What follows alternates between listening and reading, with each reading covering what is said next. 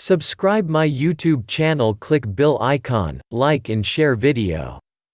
Ambedkar International Mission (UK) and the South Asia Solidarity Group (SASG) organised a meeting in the UK Parliament on Monday to discuss India's controversial citizenship law and the countrywide protests. The meeting discussed the Citizenship Amendment Act, National Register of Citizens and National Population Register, and the protests against them across India. Several British MPs expressed their concern about the legislation, its implications for human rights and potential for mass disenfranchisement of Muslims, and the situation in India more generally. Introducing the meeting, Amrit Wilson of SASG highlighted the scale of the protests by students, women, Muslim communities, Dalits, urban and rural workers, and many others, and the violence which had been unleashed on the protesters. Announcing the UK release of a jury report from the People's Tribunal on state action in Uttar Pradesh, India, she noted that it documented appalling violence against Muslims by the police accompanied by armed thugs affiliated to the ruling party, and that this was a direct response to directions from the Chief Minister Yogi Adiyanath, who had called for revenge to be carried out against the Muslim community for protesting. The meeting, sponsored by Stephen Timms MP, was addressed by lawyer and legal scholar Gautam Bhatia, who is currently involved in the Supreme Court challenge to the legislation. He explained the brazenly discriminatory nature of the CAA, the potential for mass disenfranchisement of Muslims, and why it undermines the Indian citizenship guaranteed by the Constitution.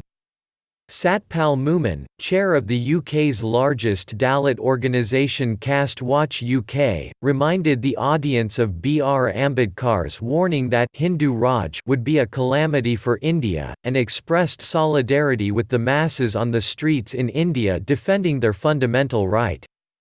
He noted the active role of the Hindu Swayamsevak Sangh and other overseas Hindutva organisations in blocking legislation in the UK which would make caste discrimination illegal. Timms said, "I have been struck by the diversity of the people who are protesting against these measures in India in my constituency. Hindus, Muslims and Sikhs are all coming together."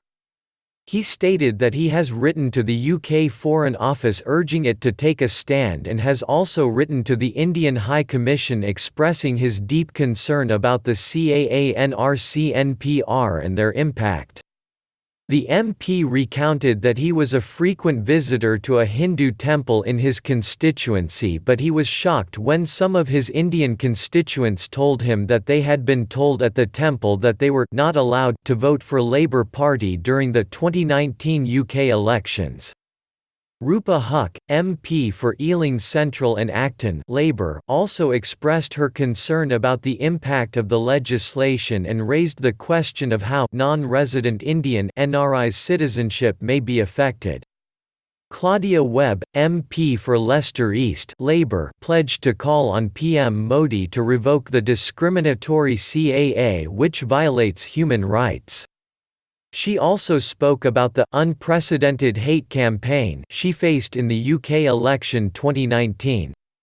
Pat McFadden, MP for Wolverhampton South East Labour, expressed his concern about the way the Conservative Party had blocked the implementation of legislation outlawing caste discrimination in the UK, under pressure from pro-Hindutva organisations.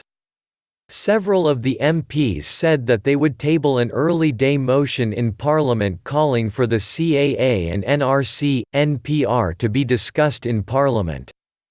January 25 will see a national demonstration against fascism in India on the eve of Republic Day, which brings together many different diaspora organisations in solidarity with the resistance to the CAA, NRC and NPR.